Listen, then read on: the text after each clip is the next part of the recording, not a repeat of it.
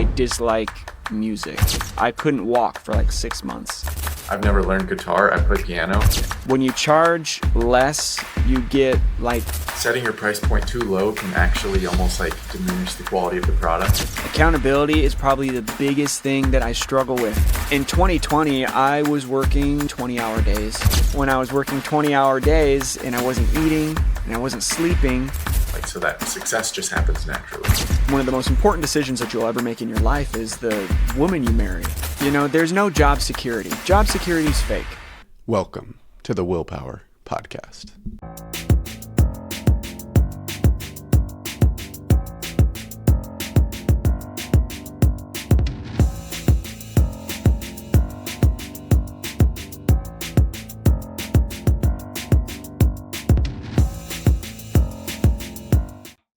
All right, so talking about opening a studio, you obviously have had a love for music, and then you opened a studio, and I've seen this, or I've heard of this with people. There's like an entrepreneurship book, The E-Myth Revisited, where they talk about like doing a thing you love and then starting a business around the thing you love, and how that is actually a completely different thing.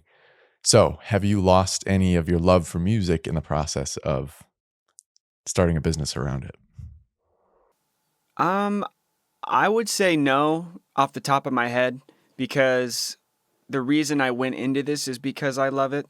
And to be totally honest, and this is probably a shorter answer, and I could elaborate if you want, but I really rarely have a day where it's seriously tough to go to work, because in my off time, even when I'm not working with a musician or someone who's doing video stuff or editing, I'm here anyways working on my own stuff. So it feels a little bit more like we're doing a hangout, which is pretty cool. So I'm here working on stuff just like you're a creative too. You probably do. I don't know a whole ton about your backstory, but I'd imagine you just do this stuff all the time. It's part of being a creator, and it's fun. So yeah, it's very rare that I dislike music.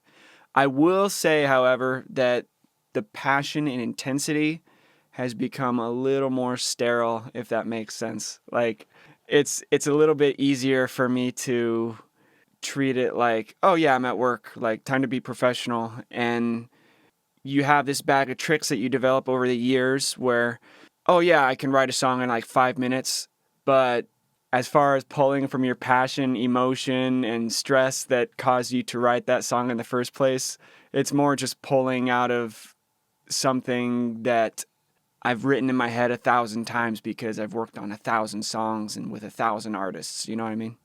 Right. I won't say mundane because it's really not, but I've become somewhat of like a master or expert at writing music and getting the job done, because that's what you do at work. So it's kind of like a balance of, you know, every once in a while I'll pull a little bit of passion out, but I keep the professionalism of work at the same time. So I guess that might be the best explanation. Yeah, there's like a craftsmanship to it where it's just like you're just kind of executing on the process that you already know, rather than like coming up with something out of the, like pulling something out of the ether that is like from the depths of your soul. I think I understand what you mean. Yeah, exactly. What got you into music in the first place? Like what's been your history? Honestly, oh man, like I thought I was going to be a pro skater. I lived in Southern California and I was skating every single day, and I was really amateur at best, like, but I was young and just had a hot head for skateboarding, and I got in a really bad accident, long story short. And my dad was doing real estate deals like across the country at the time, so he couldn't really like take care of me. So I went up north. Well, yeah, I was in Southern Cal. So I went up north, lived with my grandma, and my aunt let me borrow her guitar while I was like recuperating, because got in a really bad skate accident, hit my head, so I couldn't walk for like 6 months. I was just super bad vertigo. So my aunt brought me a guitar to kind of keep me occupied while I was bedridden, and just started noodling around on it. And after a while, I got pretty good, because that's literally all I did for 6 months was play guitar for like 8 hours a day. And then I wanted to record it for like a memory, oh, I wrote this song. This sounds cool. Started learning covers, started, with a junky USB microphone. And after a while, that just wasn't good enough quality. I wanted to kind of make the quality sound better. And from there, my friends started liking the sounds of my stuff enough to want to do songs with me. And their friends started paying me to do it. And it just kind of like eventually grew. It was something that I was really good at, that I really enjoyed doing. But I really hadn't been doing it that long before I started the studio. So it just kind of fell into it, to be honest. Yeah, it is. I mean, that's almost like the perfect circumstances to learn an instrument, because that's one of the things I wanted to ask you was like the process of learning an instrument is so, even like a new piece that's like really difficult. It's so just like, it is mundane. Like you literally just have to practice the same thing over and over and over. And I've never learned guitar. I play piano, and it's like that exact thing where I'm like, I just have to play this measure like 15 times in a row and then do the next one. And then like after I do the next one, I already forgot, like my fingers don't know how to play this first one. So I feel like having that, like, I can't do anything else. I'm just gonna, practice guitar. Like that's it. That's the only thing for me. Yeah, God knows I don't have the attention span to just learn an instrument. So it was pretty lovingly forced upon me by the universe to get good at this, because I already enjoyed music. So being able to play something, having not really ever practiced before, was really a blessing. Can you tell me a little bit about that period? Like before the music came in, what was that like to like not be able to walk? It sounds like a pretty dark time, but I guess that's me projecting that. I'm curious what that was like. Yeah, I mean, it was pretty gnarly. I mean, I could walk, but I would be walking and the whole landscape would just start totally flipping on me. And, I could eat and then I would throw that up, because it was just like I was on a roller coaster for about 3 months. And then after about 4 months, I could keep food down normally.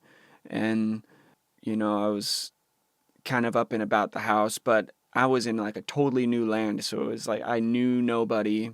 My grandma had me go to this church where I made tons of friends there, because, church people love music. It's like a way you can praise and stuff. So I started hanging out with church people and started writing, and, it was actually pretty cool. I mean, for a while it was really upsetting, because you think, oh, is this going to be like forever? Am I just going to feel kind of nauseous forever? And it slowly went away, and now it's like it never happened. But I remember when I started getting visitors from the church, because my grandma, she was so sweet. I literally, it was like the best way this could have happened. My grandma had the church people come over and start visiting me. They just come sit by my bed and talk to me. I was like, you don't have to be here, really. Like, it's cool. But I made a lot of friends out of it, and they got me kind of hooked on the music. I had a lot of support when it felt like something that could have been really bad and like damaging, but I came out on the other side just super grateful for the experience, because I wouldn't be here today doing this stuff that's, a lot of people would call this like their dream job, Almost everyone that comes into the studio certainly thinks it's a dream job, because they love music enough to, go record it. So right. It's definitely was a net positive, but it was scary when it was happening to me. Like that 3 months and maybe even a year after that, just the kind of transformation of changing what I thought I was going to be doing into something that was better than I could have ever dreamed of. So it was good. Yeah, it's kind of interesting how like having something decided for you can sometimes be like a lot easier than because like pro skating was not an option any longer. So you kind of just got thrown into like, this is what you're doing. I could be hanging out with Tony Hawk right now. Yeah, that's true. Sometimes it's easier though when you have it decided for you, because now you just get to go put yourself 100% into music, because that's your only option. There's no more skating. Yeah, exactly. And I definitely couldn't skate for like 4 years after that because my balance was still off a little bit. Right, right. Do you have like any kind of like fear around skating from that incident? um, Not really. I probably should because I I was actually skating like 2 weeks ago, and I'm debating whether I have a fractured wrist or just a sprained wrist, but I beefed Michael, it what pretty bad. happened? I beefed it pretty bad, and I can't put any weight on it, and it pops every time I move it. So it might be a small fracture, but yeah, that was the first time I skated in like 6 months. So it's a pretty good track record, I guess. Worth it, yeah. Do you play any other instruments? I do. So I play, both types of guitar, electric, acoustic, and bass, because any fretted instrument, I'm sure. Do you play anything? I'll ask you. I play piano and like so little on the ukulele, like the bare minimum. Okay, so like a fretted instrument, they're almost all the same. Like I think the ukulele is like the last four of the guitar strings, and Yeah, I heard that. maybe in a slightly different organization. But yeah, all the fretted instruments. If you let me hang on to it long enough, I'll be able to pick something out of it. But that piano, drums, and I do a ton of electric producing now because that's kind of the way the world's going. You can push three buttons and you have a drum track for your song now. And I know the drummers are going to get all pissed off about this, but it's kind of, sampling's kind of what's the new thing. So, but yeah, I would say I play almost everything except for like brass and woodwinds because I just never got around to it, I guess. Didn't interest me, really. Yeah, I do. I can play the trumpet as well. Not well, but I played it in high school. So, My brother was really good at the saxophone, but they sound so cool. I have this guy that comes in almost every week, and he does a children's show, and he plays the saxophone on it. He's like the saxophone character on the show. That's like his only job. And he does this once a week. He comes in, and he's just incredible. Like, I can just give him a song in any key signature. He comes in and just plays it perfectly. And it's one or two takes, and he's gone. He's like, all right, see you next week. So, yeah, those guys are really impressive. yeah, that's always Mad incredible when respect. someone can just like pick up a song. Yeah. I'm always very impressed by that. Yeah, okay, I do have a question about like electronic. You were talking about producing. What is that like to produce with sounds that are not coming from like physical instruments? I mean, honestly, it's really quick and really easy. It saves a lot of time, and I have a lot of analog gear, and there's a lot of analog gurus out there that swear by analog, but digital's getting so good now that it's almost indistinguishable to your average listener who's the one who's going to be buying the music or listening to the music or streaming the music. So I try not to get too hung up on, you got to play it in, I always have great pride when I put my own music and instrumentals together, and the mixing process is super fun.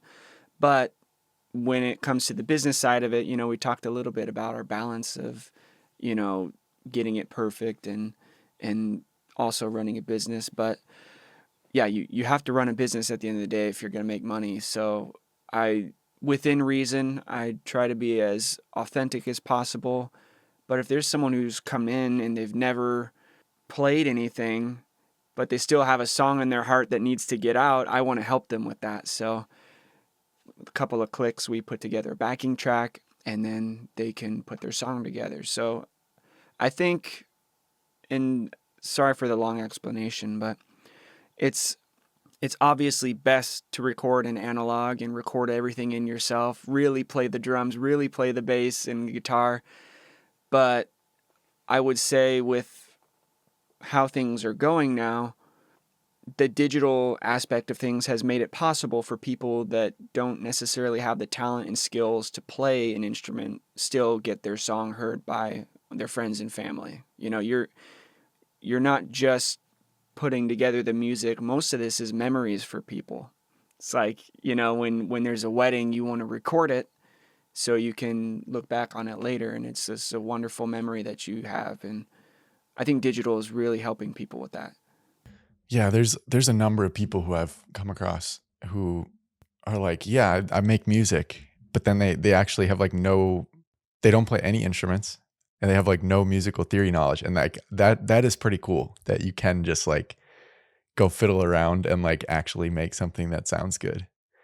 It is cool. I mean, and I'm all for it. So like, as you can tell, I've like fully absorbed digital. I don't have a huge console. Like I used to have a console and I just sold it because it was collecting dust. And I got like a relatively inexpensive interface now, and you can run almost the same flawless sound into the computer that you are if you have, a $200,000 console. So, but as far as people that have no musical talent, sometimes it's hard to articulate what the person needs to do, especially singers that want to sing but don't have, pitch recognition. Sometimes it's a little more cumbersome to work with, but it's still fun. Certainly. Yeah, I definitely could imagine that. And most of the people I'm thinking of are like, they're probably not at the stage where they're going to a studio to record or working with people. They're just making beats on GarageBand or on whatever on their computer. Yeah, making beats, or, I have a lot of people who will just come in because they want to sing a Disney song or something, and they have no idea where to start. So that's always interesting too. You'll be really surprised to find out that a lot of people that come in aren't super great at what they do.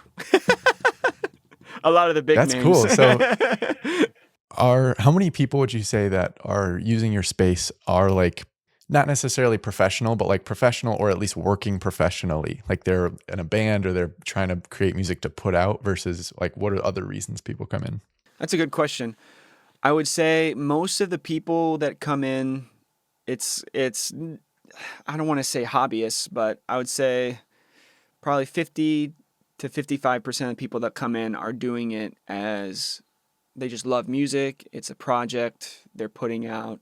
But I would say most of the people, almost all the people that come in are doing it for the big leagues, right? The end goal is to become famous. I would say only about like 30%, maybe even 20% of the people that I work with, it's like their full time is to make music, which is actually kind of a large percentage if you think about it. But, a lot of the people that come in, they just have, guaranteed people listening every month on Spotify, or they have a YouTube presence, or it's like a bigger name artist somewhere along the echelon of like Taylor Swift or Kanye West. They're just doing a tour, and I just happen to be closest to the auditorium, so they book time for fun or to write or decompress.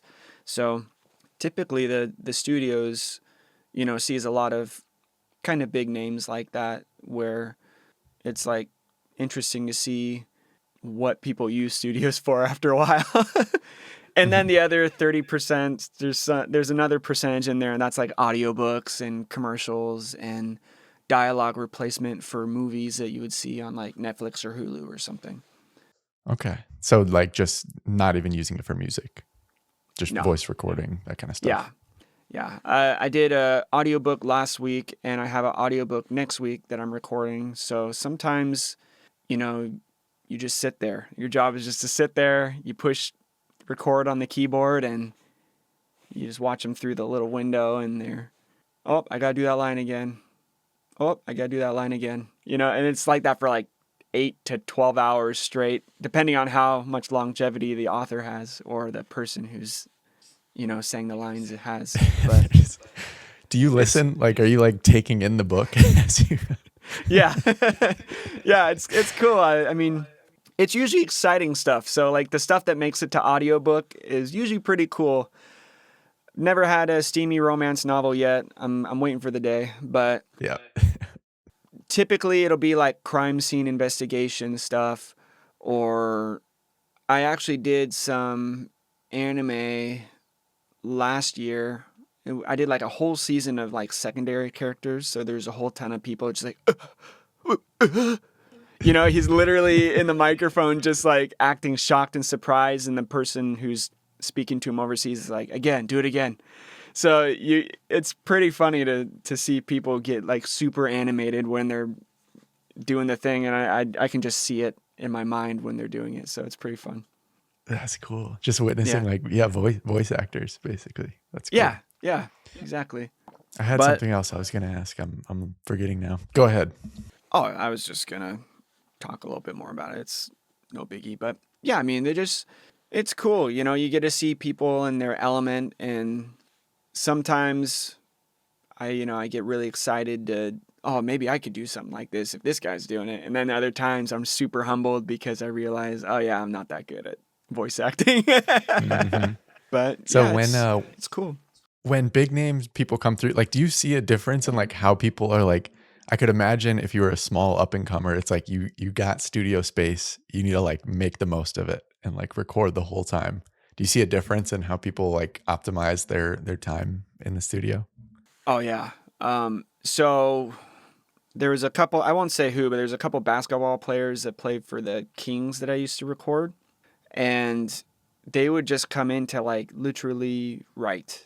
They had nothing written and just hang out for hours and just, the cat in the hat got fat and I got mad, and they have no idea what they're doing. And no offense to them, but they're still getting into it. But then I have people who have like written their song like 8 months ago. They memorized it and they'll be super pushy. They'll get here at like, let's say the session's at like 2 p.m. They'll get here at like 1:30. Be like, I'm out front. Can you let me in? Can you bring me in? All right, I'm outside the door. Someone let me in. And then they'll come in and they'll be like, all right, my session doesn't start till 2, but I'm going to warm up in the booth. I'm like, So, a little etiquette for people looking to come into a studio. Typically the engineer, if they have you booked, they'll book you back to back with other artists because no one wants to go in on Tuesday for like a 1-hour session or a 2-hour session if they have no one else booked that day, if that makes sense. So on the days I work a couple times a week and it's just packed when I'm working. So show up, a little bit early so you can get to the space, park and, warm up, do all your stuff. But by the time that you get into my space, like I have someone there up until your time starts. And then once your time's over, there's probably someone outside the door waiting for you. So it can get a little bit packed. But as far as preparation, most of the people are pretty prepared. I'd say like 30% haven't written or are like freestyling, which is like where they read it off their phone. But most of the time, people are pretty prepared. Like it's something they're excited about, which is probably what I love most about being a studio owner is seeing how excited people are to get their stuff out. It's really cool. Yeah, I could imagine with the like back-to-backs, you also like you can't really space in like transition time because then they don't get a full hour and like you don't want to like start people at like 2:05 or 2:10. They want to start at 2 p.m. That's how schedules. And there's a little bit of bleed time, but I work pretty quick and kind of my niche is that I mix and master during the session time. So if you come in and you're like recording your song, I want you to leave me like 10 or 15 minutes at the end to give you a mix/master of the song. So by the time you leave, you have something to leave with and listen to and in the car and you're happy. But yeah, it's very rare that I have like issues with bleed and people coming in and out. Typically with about 3 to 5 minutes to spare, the song's already mixed, they're listening to it back and they're just ecstatic about it. So I try to work fast because of that. What would you say motivates you professionally? Like you mentioned like the like there's still some fire behind the music, but I'm curious like what keeps you on this like grind of just like you're doing your best? I'd say, I don't know. I mean, I've always kind of been passionate about customer service, which is weird. I've always kind of prided myself about the experience that people have when they come in. And I said just a bit back that when people come here, they're really excited. They're really prepped. It's like, for some people, this is like their birthday. They'll spend their birthday here. I have a ton of people that come in on their birthday, and there's like, have their friends with them, and they're super excited to work on music because it's a investment, right? You're investing into something big, into something that's gonna be permanent forever. And so people will usually be really excited while they're here, really happy while they're here. And that drives my passion even more to build on that excitement and make sure that they're getting the bang for their buck when they come in. So I'm giving them customer service. I'm making sure that their stay here is really amazing. And I have a really high retention rate because of that. So when people are here, they will usually just use me as their engineer from now on. And that gives me more passion. So it's a snowball effect, really. Right. Because then you're working with people and there's like already almost like an expectation that like Michael's going to do a good job. So then you have to really show up and yeah. Exactly. And I really love all the musicians I get to work with. Like it's very, very rare that I have people come in where I'm like, oh shoot, I don't want to work with this guy, or oh, this guy did me bad. I think like maybe once or twice I had a guy not pay for a session, and I think it was the same guy on 2 different occasions. My bad. But it's really rare because people are excited to come here, and it's not just like my price range is like at the perfect space to where I'm not getting like ghetto clients. I'm getting good musicians that come in that are prepped, excited to work. So when they're paying something like that for this session, they're like happy to do it. You know what I mean? Mm-hmm. I've found that in business, like when you charge, and this is a tangent, sorry, but when you charge less, you get like musicians that, this is when you get people that show up late, that want you to comp their time for it, that will reschedule last minute. And that's just very rare for me, because it's high stakes. People have skin in the game, so they show up and they're, bushy-tailed and excited to get it done. So, yeah, I forget what the question was. Yeah. No, I think it was about your drive in doing this, but I think there's definitely a truth to that. And it's just like in all types of businesses where like setting your price point too low can actually almost like diminish the quality of the product, just because in the consumer's eye, they're like, this is cheap. Like it doesn't cost a lot. So this is a cheap thing, even if it's the exact same service. And so just the fact that they think it's cheap, then like you said, they almost mistreat it and don't take it seriously and don't get as much out of it as they could. I'll mistreat it if I'm getting paid as much as a grocery bagger. I'm going to treat it like it's a 9-to-5 Right. job. You know what I mean? So I've spent, 15 years getting to be a master at what I do. And so I used to get offended when people are like, yo, bro, my guy does it for like $20. I'm like, oh, dude, that's cool, man. There's plenty of bedroom studios that'll take you. Like, you're totally welcome to do that. And then I don't have to deal with them, So, but most of the time, like, yeah, like I said, I'll go back to it's just all good. Like I love it. I love what I do, and I'm getting paid enough to where I respect it. I've even had interns that have gone on to start their own studio, and they started charging less than what they were worth because they thought that, oh, this will get me more people. And as soon as they raised their prices, they started getting better musicians to work with. So it's almost like a weird mind game, And believe it or not, the mix will actually suffer, and the overall quality of the song will suffer if you're charging less for it. So you had a really good point there. Does someone have to do you have to have an engineer like for every session the entire time? I do, because I have like $100,000 a year here. And most of the time when I leave people alone with it, they don't know how to handle it. Like I know a lot of people that don't even know how to adjust a mic stand, but they'll come in here, and that's kind of why the engineer's here. it makes it a little hard to hire, right? Like I've had a lot of interns that had dreams of grandeur and working here, and but it's a very small percentage of them that end up actually doing this because it's a lot of work. Like, you got to be there, you got to make sure that they're following all the rules of recording, which is a whole other podcast. But there's like certain distance that you got to stay away from the microphone. You have to be angled a certain direction. Even when it comes to pushing play and record on the keyboard, most people don't really know how to navigate in those types of programs unless you're a creator like yourself or me, or I'm sure we have some mutual friends that are creators that kind of know what they're doing. But yeah, it's a big job, so it's hard to hire.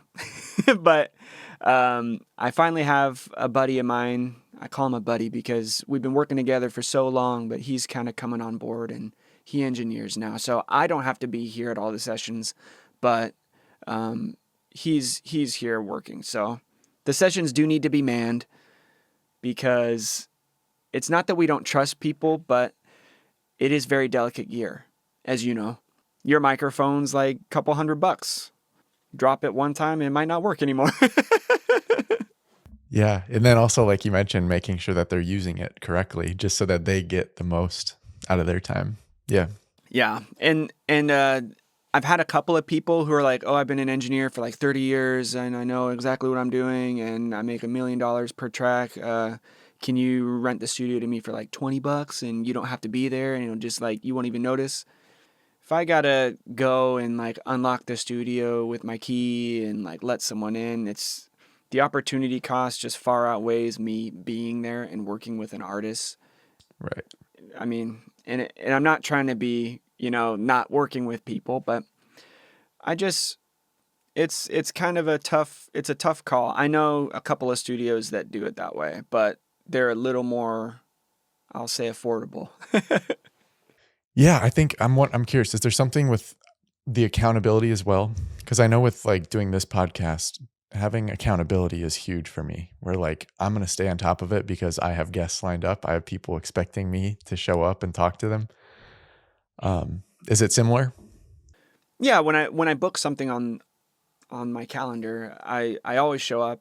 There's been one time, I think, and this actually changed kind of how I book sessions. There was one time where, in this very early on in my career, I was like, oh yeah, it'd be so cool. I can put together a calendar and people can book online themselves when they want to come in.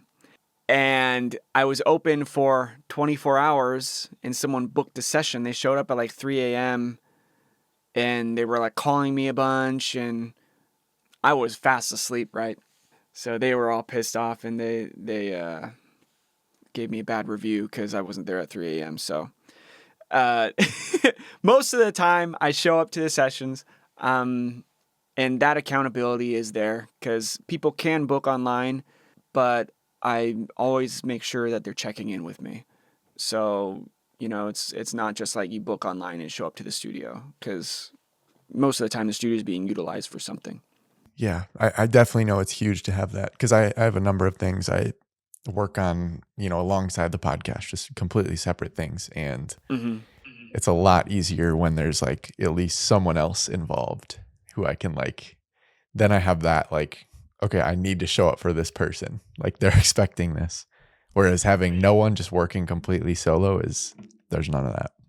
Speaking of the entrepreneur's dream, man, accountability is probably the biggest thing that I struggle with as someone who has a company. It's if there's no one booked for, let's say, a 5-hour period in the morning where I could be doing something beneficial to maybe fixing the website up, maybe I'm putting out an ad, maybe I'm, getting back to my emails. That's the hard part because you don't have a boss. I don't have a boss. So it's like, I think I'm just going to relax. and that's something where, I actually was having some, what was it? Kind of a existential crisis last year, and that's why I hired your friend Joel to be my accountability buddy, because I was like, you know, I'm not gonna even do this. It's something I should do, could do, but I don't have to do it, and I'm comfortable enough. So can you take some proceeds and like force me to do it? He's like, yeah, I got you, bro. So that's kind of how we met. Yeah, that's huge. Yeah. I've thought about doing that. I had a friend who I would do something kind of similar with, where we would just like every week kind of check in and like, this is what I want to get done this week. And then at the next Monday, it'd be like, okay, this is what I actually got done. And Yeah. yeah, having that is very helpful. It was good, but it was hard. I mean, because I'm in a rut where I'm just like lollygagging when I'm not at work, and then I got to meet up, and Joel's like, "Did you do the stuff I told you to do?" I'm like, "I was gonna," and you feel like an idiot, and and he's like, "Dude, come on, man. We talked about this. We got to keep this moving forward," and it's a really good thing, but it's really intense. So be warned before you get yourself a mentor or a life coach that way, I guess, because there's a lot of accountability involved, but it's needed, and I think he's taught me a ton about staying on top of my stuff. So I wouldn't have had it any other way. Yeah, it's gonna make you like look at your shit. You can't just like avoid it and not think about it. Oh yeah, I mean, because I'm sure I would be light years ahead if I had started doing this stuff years ago. Like, yes, I built up a company. I built the engine, right? So the car is moving around, but I haven't been doing a ton of maintenance on it until I started working with him. And he's like, "Oh yeah, you got to do this. Just do it." I'm like, "All right, well, I gotta go out to eat first. And, once I got to sit down and let it digest." He's like, "Dude, come on. Don't be a pussy." I'm like, "All right, all right, all right, all right." So it's a good thing, I think. I think everyone should work with a life coach at some point. Yeah. How much time would you say you spend working in the business versus working on the business? Like, working in the business being like you're literally like engineering, you're doing stuff just to keep the business running. And then what about the more like high level, like you were talking about the website, working on ads, stuff like that? I must not have had one of the lobes of my brain develop all the way. I think working on the business should only take like 2 or 3 weeks of work out of the year, but it takes me about 2 million YouTube videos and rewatching those 2 million YouTube videos to like figure out how to make a website. So for me, it takes a long time. I don't think for the average person it does. I work definitely in the business most of the time, which is why I started, working with Chase, his name's Chase Wessling. He's an awesome guy, and he's been interning with me for like almost a year. So I finally hired him on, and he's kind of helping me work in the business so I can more work on the business. So this is a transitional year for me, but it's been really kind of nice, to be honest, because he gives me a little break, and I am able to work on new ways to get more revenue for the company where I wasn't really looking before. So, yeah, Yeah, that's it's a cool. lot. It frees you up a little bit, and it Yeah, keeps you from just becoming like, okay, now I'm just an employee for myself. Like I just have to work all the time on this. Now you oh have yeah. someone who can take on that. In 2020, I was working probably 20-hour days every day, 7 days a week, and I was miserable.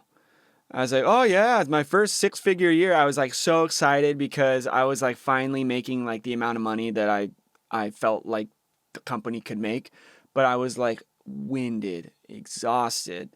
I lost a ton of weight. I was, you know, you think I'm handsome now, you should have seen me before. But yeah, I was miserable. You work too much in the business, and it's not healthy. So, which is why I was basically, yeah, like you said, I was an employee. I was working mad overtime, and I just didn't enjoy it. What what role does like health and fitness play in your life? I think it's probably more important than the business, honestly. And I know that sounds a little interesting, or maybe it sounds like I'm not thinking in the long term, but realistically, if I'm not fit or if I'm like winded, walking up the steps to get into my studio, it's like I'm doing something wrong. I feel so much better when I have a little bit of muscle on, when I'm able to do day-to-day tasks without being like slothful. So like healthy body actually contributes to my healthy mind. I feel better throughout the day. Eating a healthy diet. Like I don't know if I should like push the diet I'm on. I'm on the carnivore diet right now. And how you look young enough, I figure it's not offensive to ask how old are you? How old are you? I'm 24. Okay. So I'm in my 30s, and this is when like people start getting like joint issues and like inflammation and like back pain. I've been on the diet for like maybe almost 3 weeks, and all my inflammation's down. So I cut out all my processed carbs, sugar, and like really heavy breads and stuff like that. And it's like something that's at every fast food place, right? I cut out all the fast food junk, soda, and my body feels like I'm like 20 again.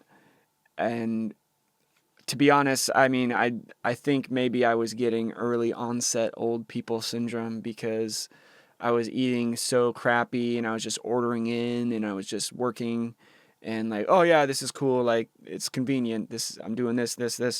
But taking like 5 minutes just to make eggs in the morning made all the difference for me. Yeah. So I guess that's kind of how it plays. Like when I was grumpy at work, I lost musicians that didn't want to come in anymore because, I don't know if you've ever, how often you work with people for like your job or whatever, but I have to be like selling them the whole time they're in the session. If they're like, go back, I'm like, dude, hold on. And if I'm just like that, like once, they just might not come back. And I noticed that when I was working 20-hour days and I wasn't eating and I wasn't sleeping, I was actually just, my health was going downhill like crazy. Like it was insane. And after that comes depression. Then you start feeling like just junk all the time because you're not taking care of your body. So this last 2 years, I've made it a huge priority to take care of a workout, eating healthy foods and that type of routine. And man, it's like changed everything. I feel younger. I really do. So engineers, take it for what it's worth and get a standing desk. No, I'm just kidding. That's funny. That's actually something I'm at a standing desk right now. I'm trying to decrease the amount of time I spend sitting, just like as much as possible. Like normal chairs. So I have this really high chair that I sit in so I can like sit at it normally. But half the time I'm just standing. So I stopped sitting for hours and hours. I invested in this like really expensive chair that was supposed to like make my hemorrhoids go away. Nothing worked. Started standing and it's been better than ever. Yeah, I'm interested. I might have to ask you just offline about the carnivore because I'm thinking about doing something similar. Maybe not even like full carnivore, but just like lean in that direction. Oh yeah, I mean, I'm I'm not full carnivore. I shouldn't have said full carnivore, but I eat steak, eggs, rough vegetables, and I try to lay off the sauce a little bit, but mostly I just cut out sodas, sugar, bread, milk. It started because I was bloated almost like I was pregnant every day. So I thought, well, maybe it's dairy, and I didn't notice any difference. And then I cut out sugar, and carbs, and then I notice a huge difference. So now I'm just, every morning I wake up, I just look like washboard again, like I'm 16. So that was a huge turning point for me. It was when I just started eating mostly whole foods, like foods that aren't processed. But yeah, sorry, go on.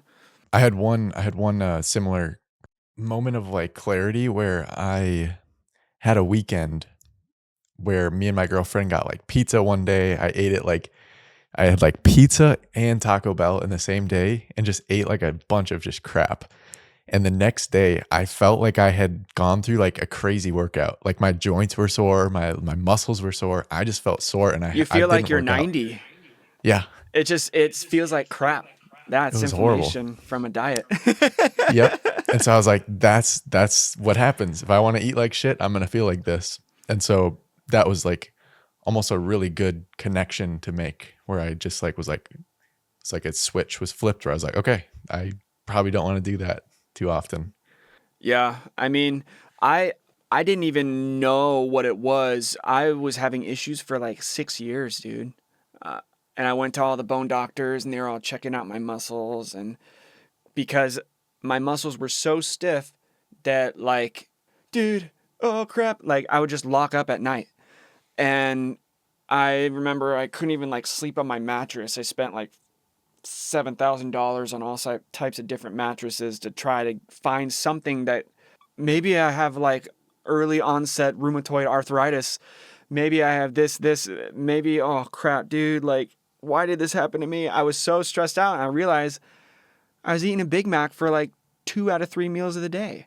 So I'm dating this really awesome chick right now, and she's like super gypsy, like very holistic, and like she's really on what she eats, what she puts in. I'm pretty sure the little spray bottle that's like kind of like equivalent to her Windex is just water.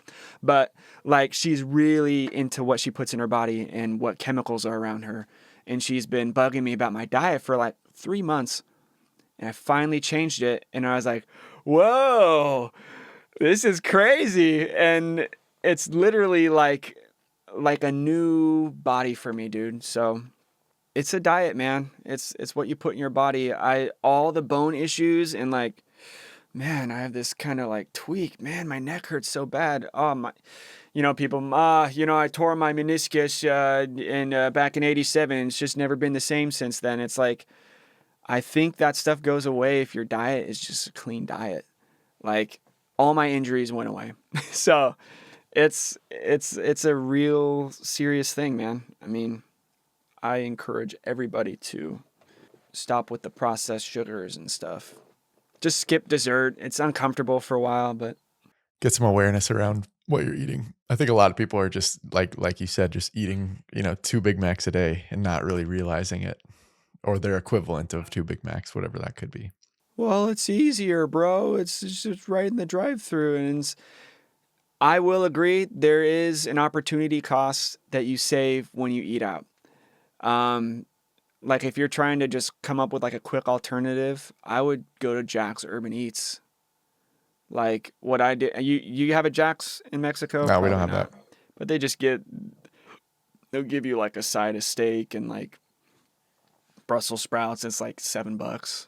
It's like pretty affordable too, and it's just right there because they have the thing just sitting on the fire, so they cut it up right in front of you. It's about as raw as it gets for fast food. So if you don't have meat at home, or you can't cook something up, there's always places that you can find that'll cook you up something from the carnivore diet.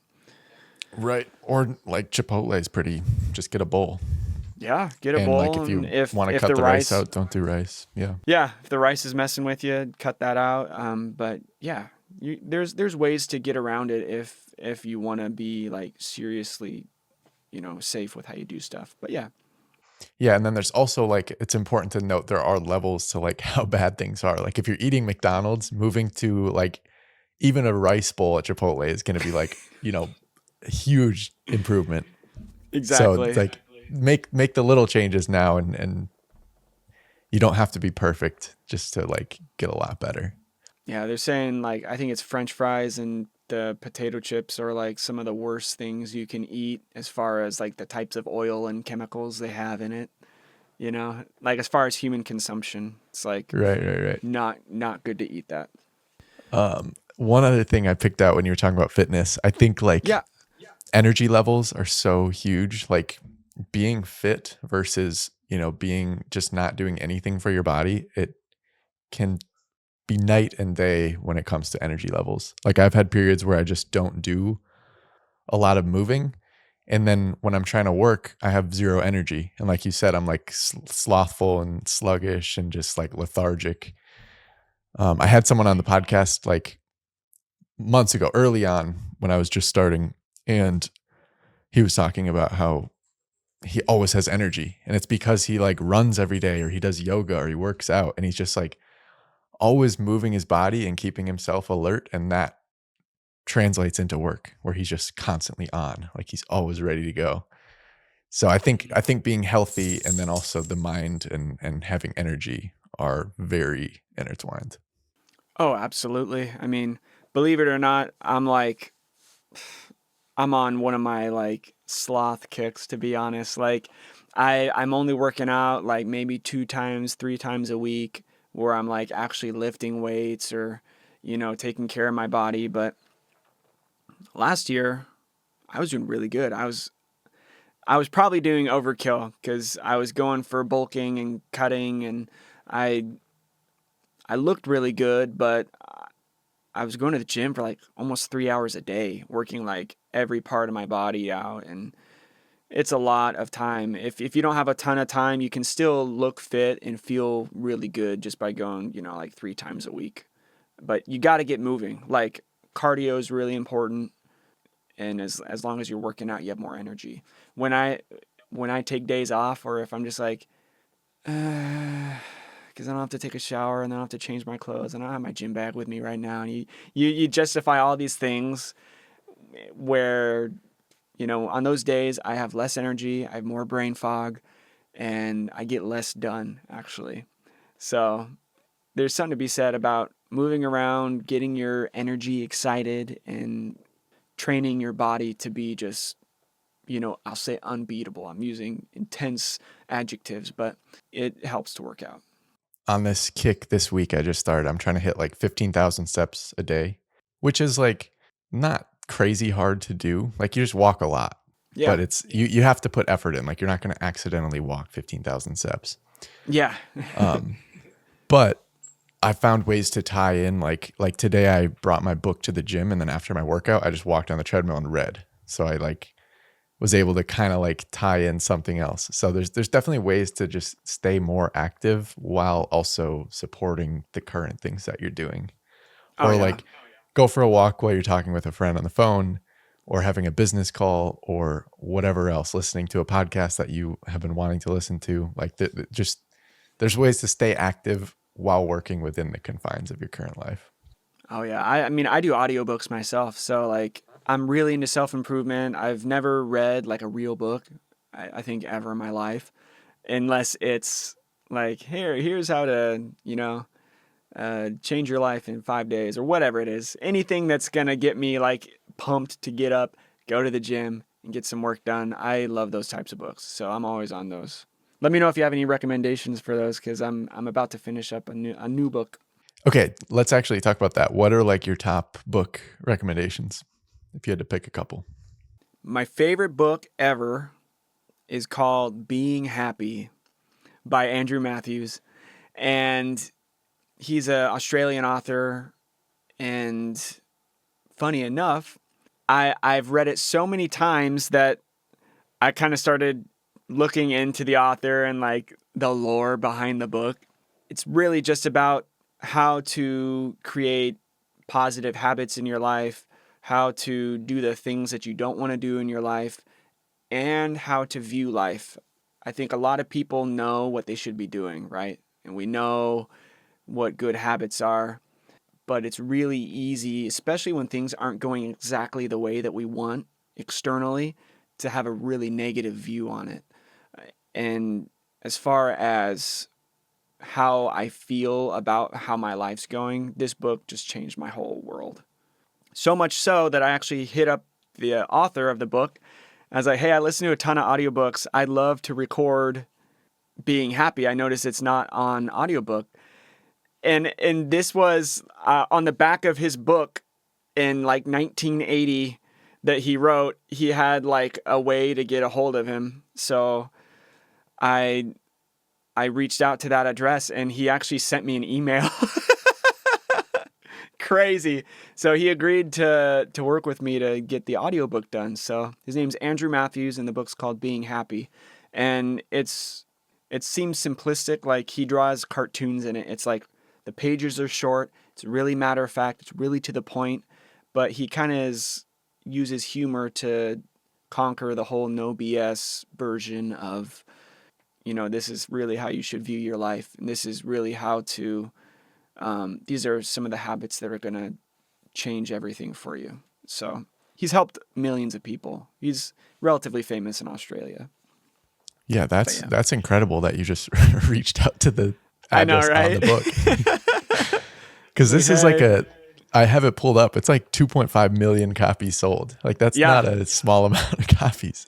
Yeah, no, he just emailed me and I was like, yes, I'll do it. I swear I won't kill you. He's like, all right. And he got back to me. He's like, he's recording a new book right now, but after that, we're going to get started and I'm just going to take a bunch of gear over to Queensland, or Queenswood, Australia. And so you can make a whole trip out of it. That's cool. Yeah. Oh yeah. I'm really excited. He has a couple of really good books, but it's all just, he teaches a lot about patterns too, like how to identify healthy patterns in people and how to avoid certain patterns that are going to be self-destructive, especially when you're dealing with another person, because we all have families, we all have people that we engage with, whether it's by our own decision or not. And it's, if you have no choice, there's certain ways that you can work with people and find harmony. And if not, and you don't have to be stuck to them, he really emphasizes the fact that you're not a tree. Like you can get up and move around and be around things that are going to help you a little bit more than, say like an ex who's abusive or something like that. So super good book. That's a tricky one. Like going against what's comfortable, but at the same time being like, I know there's something better for me. I just have to like kind of go through the pain of removing myself in this moment. Exactly. I had someone on the podcast who wrote a book about set up your environment so that success is the easy route. Like, so that success just happens naturally, because a lot of the times like failure happens because we have environmental cues that kind of keep us down. Just have a crap ton of cheesecake in the fridge. Yes, exactly. It's hard to stay carnivore when there's like Cheez-Its in the pantry. Exactly. But when I asked him what's the biggest thing that people tend to have in their environments that is pulling them down, he said it's people. So it's like, be aware of who is around you and be aware of the effect that they're actually having on you. Because there's lots of people who just, by no fault of their own, just their own bullshit, their own trauma that they've gone through are going to play an effect on you and going to maybe be pulling you down. And so it's good to have an idea of how people are actually having an effect on you.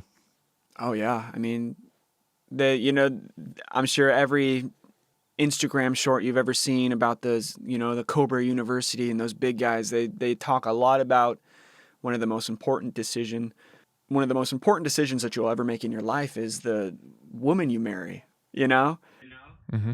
If we have someone who's just not giving us the energy we need, or, I'm sure you've seen videos too, where there's a guy married to the wrong woman, that type of energy, that can change your whole life, make it worse. So I have a really strong feeling though about who you are is kind of who you've earned. So typically if I look around and I'm not surrounded by the ideal specimens of people that I aspire to be like, it's probably because I'm vibrating at like a lower energy or a lower frequency. So it's time for me to change the patterns that I'm doing so I can start coming into contact with people that are resonating at a higher frequency.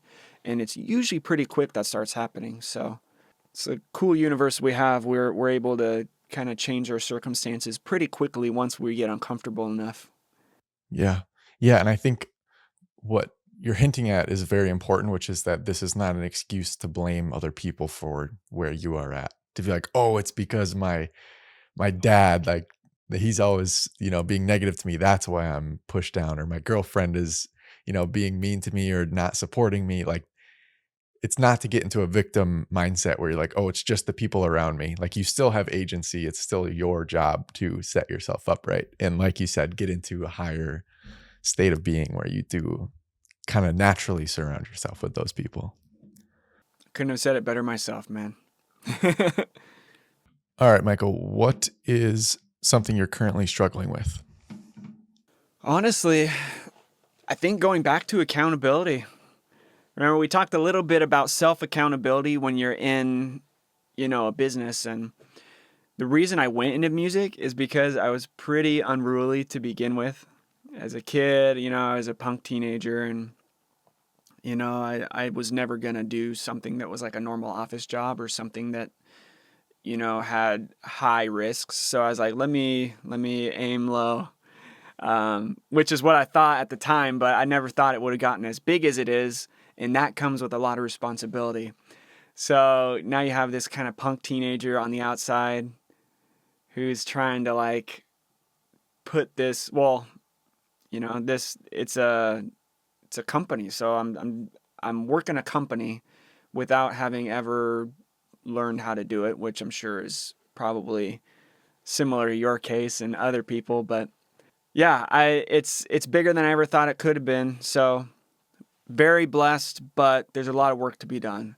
And I like to play and make music and practice escapism. So that's probably one of the biggest things that it's hard to kind of like tie me down when it's time to get the working on the business work done. But, this last year and a half or so, I've kind of, started working with a couple of different people. Like I work with Joel. I hired this agency to start working on my marketing for me because I didn't want to do it. So I was like, you know what? I built up this company and I have funds now, so I'm going to delegate a little bit, which is, I think, when you start kind of growing. And so what I lack in accountability, I guess I make up for in tenacity. Not saying that I don't struggle, but I have high hopes for it. I think that's huge for, especially when you have the ability, you have the funds for it, like hiring out stuff. It's like have someone who knows what they're doing do this thing rather than me. Like learning new skills is great, but maybe you just want to focus on the things you actually care about. And we you can can't do just it all on put our this own. aside. Exactly. Even Andrew Tate's got a whole crew that's working with him to push out his stuff, to create his merchandise. He's not stitching stickers to hats, like he's doing what he's pro at. I'm pro at being a musician mixer guy, Yeah. So I hired an editor this year, and I have Chase, my intern, and that it kind of starts moving out that way. And I have a lot more time to create battle strategies, which is, I'm decent at. I'm decent at coordination. So it's been a really cool experience, and I think I'm improving a lot. But yeah, that was when I first started. That was my biggest thing, my biggest issue that I struggled with as far as business goes. Yeah, we'll have to call Joel after this, get him back on on top of your ass. Yeah, seriously. But yeah, no, I mean, I still talk with him often, and we were working on my new business venture, which I'll keep under wraps for now. But yeah, we're putting some stuff together. Something's coming. Yeah, exactly. I'm sure you'll make it public when it does come out. Yeah, once it gets big, then we can brag about it and be excited about it. But we're just working on it right now. Yeah. Someone told me recently, they were saying like, don't This was Joe Finfer. He's an actor here in Austin. He was saying he heard this on a podcast, which was don't like talk about stuff before you've done it, because then that like tricks your brain into like releasing a little bit of dopamine, and then like through that your brain kind of thinks you've already done something, whereas if you didn't talk about I it, can you would relax actually now. do more. Yeah, it's like, oh, I can relax, I don't need to work on it. Versus if you don't talk about it, your brain's like, we got to do something, I want to like get this going, and then you use the dopamine on actually executing and making something happen.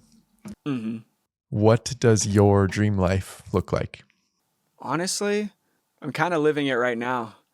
I always told myself my main goal when I started this was I want to have enough money where I like don't have to work. That was really what my goal for all of this was. I was like, okay, so I can make money doing this because this guy in the back alley paid me for, he was my first client. And then if I can build this company up to where I don't have to, be a slave to the 9 to 5, that was my goal. That was my like goal on top of everything. I kind of got there. So I guess it's time to make some new goals. Just hearing you say that, it's kind of like emotional for me because I'm kind of living my dream life. This was my absolute dream 5 years ago when I started this. Like I wanted that more than anything, and that's what I have. I technically don't need to work. I have enough money in my Swiss bank account that I don't have to work for probably about a decade. So at this point, most of the money I make just kind of goes to building on this company, whether it's investing in gear, camera equipment, or, whatever's new, the new tech. That's really my main expenditures because everything else is paid for. So at this point, just got to have money for my carnivore diet. It's yeah. all going towards beef. Exactly. And eggs, which are like $9,000 a carton now. But That's yeah. like a status symbol that you still buy eggs. Yeah. Yes, I have free range chickens lay my eggs. But yeah, I mean, I'm definitely living my dream life, man. And so now I'm everything that I work toward is just building the company up.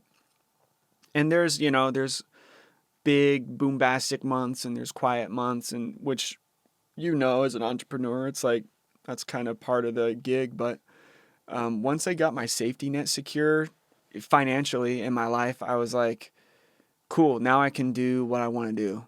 Like if I want to go to Bali for like the next 2 years and just hang out and explore, that's what I can do. So this is the dream, man. And I pretty much, I have the freedom to come and go as I want, and I kind of do whatever I want all the time, struggling with hedonism. No, I'm kidding. No, it's really awesome, man. Like I couldn't have thought of a better career for someone who loves doing this. And I'll reiterate it because, there's a professional side of what I do, but at the end of the day, this is what I love doing. So I would do this for free. Yeah. That's my dream job. That's incredible. Yeah, savor that feeling, man. It's cool to see. Like you saw something 5 years ago that you wanted, and now here it is. Yeah, I mean, there was a lot of blood, sweat, and tears to get here. To even start, I was working like 5 jobs for like 2 years straight, after I was not bedridden. That's kind of the transfer that happened. But yeah, you work your ass off for a couple years and then you can really enjoy the rest of your life. And I'm just glad that I can enjoy the life I wanted without being geriatric. Most people buy a Corvette after they retire, and that's like all they've ever really like lavished themselves with. It's like you got to remember, like what's the saying? Youth wasted on the young. I think that's youth what is it's wasted called. on the young. Yep, something like that. I've seen a lot of geriatric guys in Ferraris with a hot blonde next to them, but maybe that's all they get.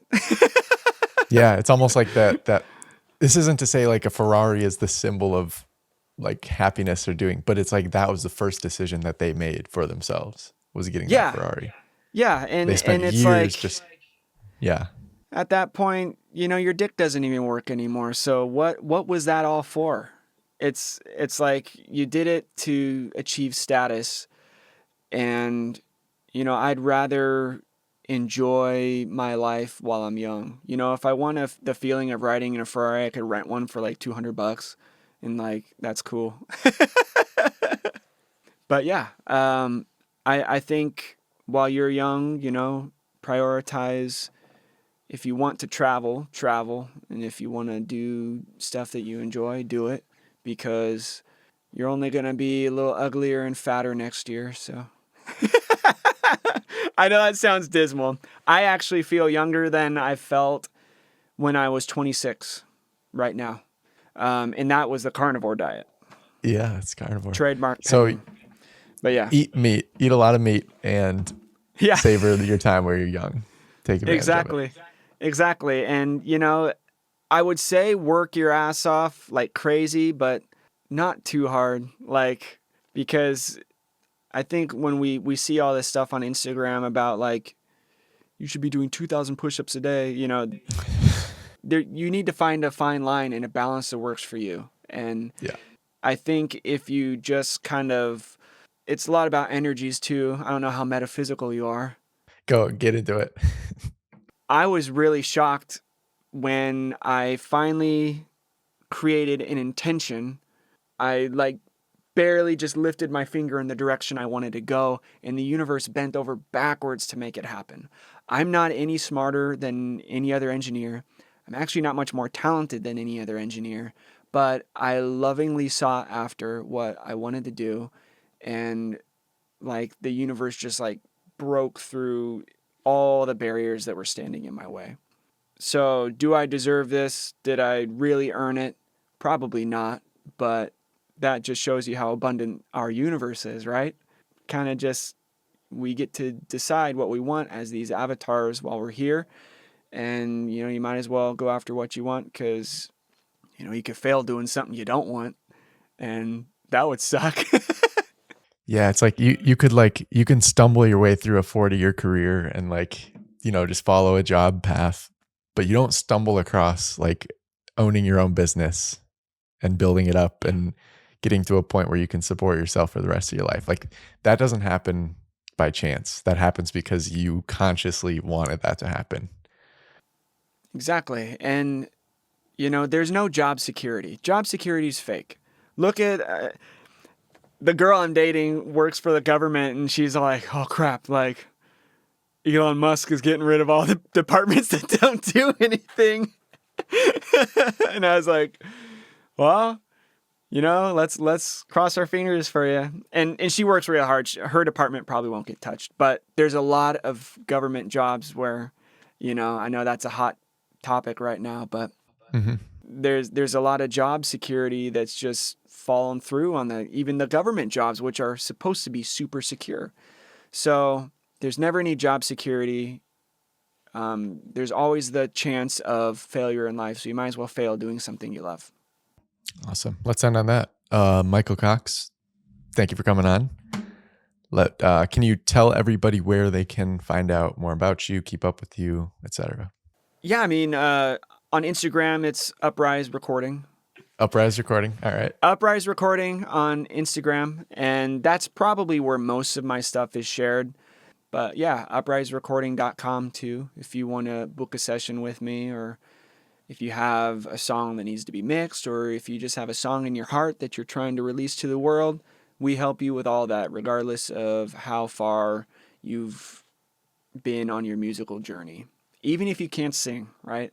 That's kind of our motto here. So, yeah, man, thanks so much for having me. This was super fun. You're a good conversationalist. You're good at interviewing. I'm excited to share this podcast. I appreciate it. Yeah, thank you for coming on as well. William, thanks so much, man. Much love. And I guess, yeah, we're done here. All right. Bye, everybody.